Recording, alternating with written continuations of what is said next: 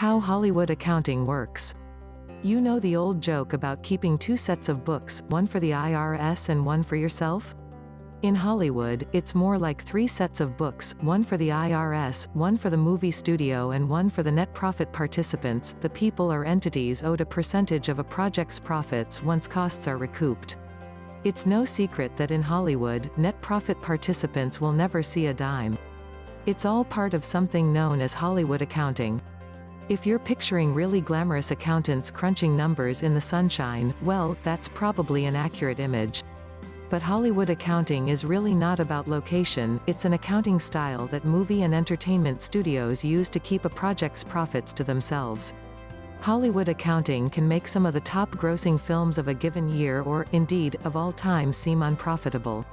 The numbers are laughable. How is it possible, for example, that Return of the Jedi is unprofitable?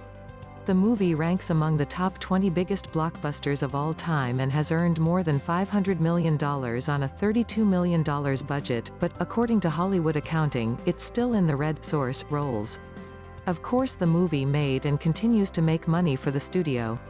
But the notion that it's unprofitable is all part of the system. Entertainment studios tell a story about costs that don't really exist to funnel any profits back their way. In the end, they get away with it. Despite some high-profile cases challenging Hollywood accounting, most net profit participants never receive any profits. Source, Abelson. Yet net points continue to be given freely by the studios. The next pages will examine how Hollywood accounting works, the types of movies affected, and why the system is likely to persist. Behind the scenes of Hollywood accounting. The big difference between Hollywood accounting and typical corporate accounting is how people are paid. Shares of the film or points may be given to producers, directors, actors, writers, or anyone who worked on or helped with the production in a significant way.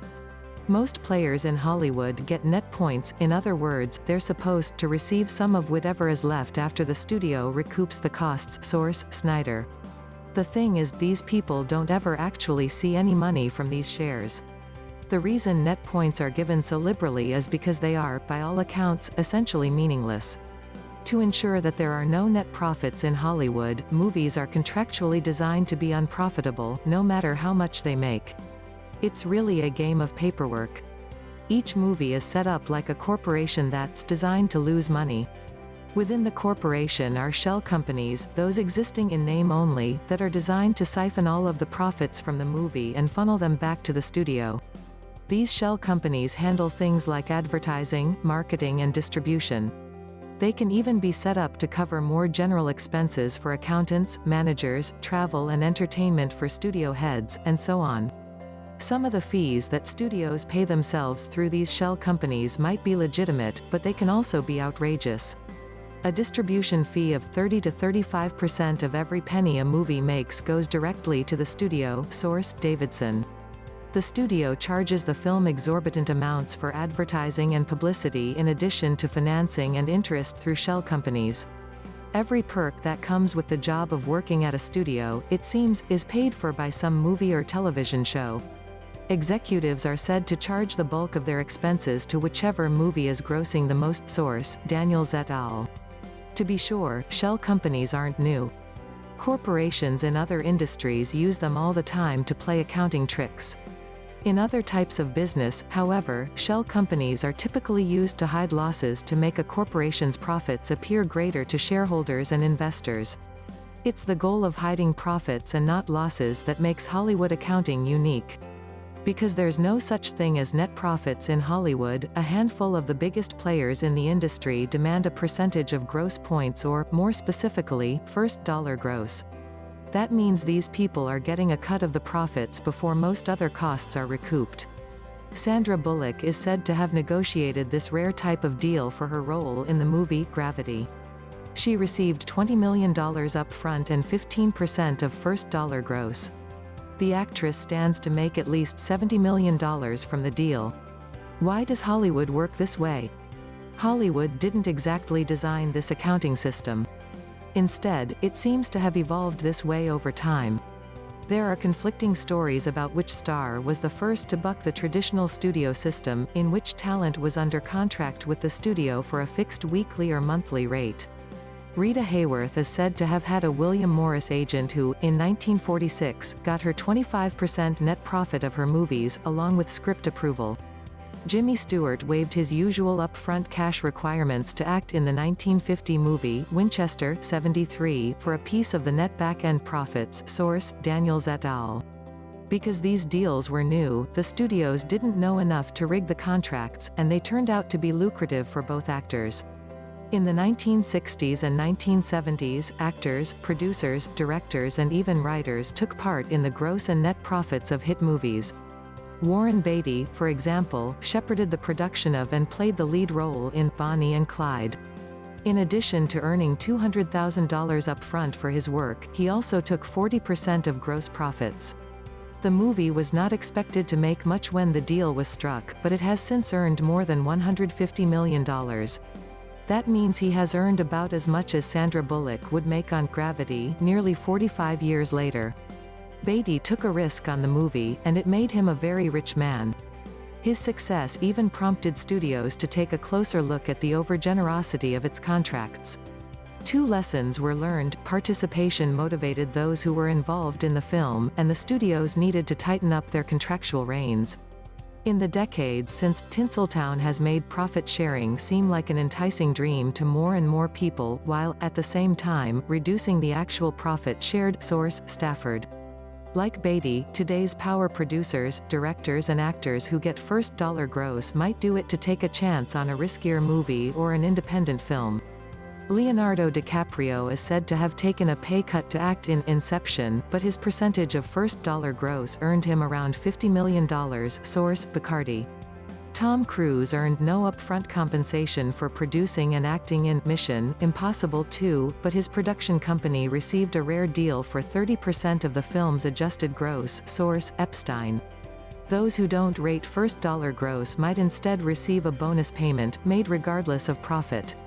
That's the other benefit of Hollywood accounting: no one knows exactly how much anyone makes.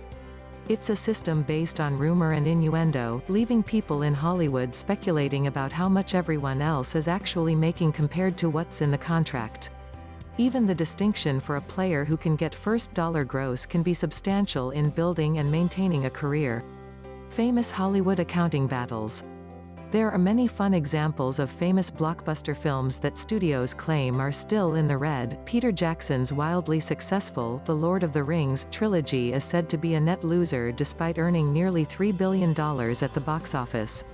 The original Batman still shows a deficit of $36 million despite earning $411 million. Way back in 1991, the Los Angeles Times called it the movie that may never earn a profit, and, more than 25 years later, the prediction has apparently come true. Source, McDougal. Even a small movie such as My Big Fat Greek Wedding, which cost only $6 million to make and earned more than $350 million, is said to have cost the studio $20 million in losses. Source, Rolls. Not everyone in Hollywood supports the local accounting practices, however. Over the years, there have been signs that the studio's clever tricks would catch up with them. Filmmaker Michael Moore sued producers Harvey and Bob Weinstein over profits for his hugely successful 2004 documentary, Fahrenheit 9/11. The movie grossed more than $228 million in theaters, and possibly twice that, considering DVD, television and other sales. Moore said he was supposed to get 50% of the profits. The Weinsteins said he was a profit participant. Moore earned $19.8 million from his film and sued for an additional $2.7 million in profits. Source, Garahan. The parties settled out of court in 2012 for an undisclosed amount.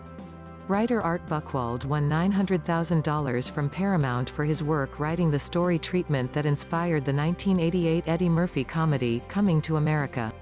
The movie had made $288 million when Buchwald sued in 1990, but it still had not seen a net profit. Hollywood accounting extends beyond movies to television, videos, books, music and other projects designed to hide net profits. Actor Don Johnson sued the company Risher Entertainment in 2010 over his share of profits from the show, Nash Bridges. The company claimed it was so expensive to produce, that the show was left $40 million in the red. The jury disagreed and awarded Johnson more than $23 million, which the judge increased to $50 million to account for interest. The settlement was eventually reduced on appeal. In the end, Johnson is said to have received $19 million. Source: Gardner. And in 2008, Deborah Gregory, author of the popular young adult fiction series Cheetah Girls, complained that she had never seen a penny of the 4% net profits she was promised by Disney from the movies, DVDs and merchandising surrounding her book. Despite the grumbling, there are no real signs that Hollywood accounting practices will change anytime soon. David Geffen, Jeffrey Katzenberg and Steven Spielberg founded the studio DreamWorks SKG in the mid-1990s with a plan to really change how studio profits were shared. Source: Abelson. But Geffen has since departed, and the studio has had a tough time keeping up with cash flow. Source: Epstein. Today, the studio relies on Disney for most of its distribution, and reforming Hollywood accounting no longer seems to get a mention as part of the DreamWorks story. Source: DreamWorks. Indeed, Hollywood outsiders would be hard-pressed to find many vocal critics from within the Hollywood accounting system. But if you follow insider podcasts and interviews closely, you can find stories like that of Scott Derrickson, the director of The Exorcism of Emily Rose. In an interview with fellow director Kevin Smith, Derrickson explained how his net profit deal for directing the hit horror film was worth less than a ham sandwich. Source: Masnick. Regardless of whether the system can be changed, it should be ready for its close-up. Note how Hollywood accounting works. The most bittersweet part of reporting this story was learning about David Prowse, the actor who played Darth Vader in first 3 Star Wars movies in the 1970s and 1980s. James Earl Jones played the voice, Prowse was the body. He owns a percentage of Return of the Jedi, but because they are net points, he routinely gets letters explaining that the movie still has not turned a profit. Source: Scaretta.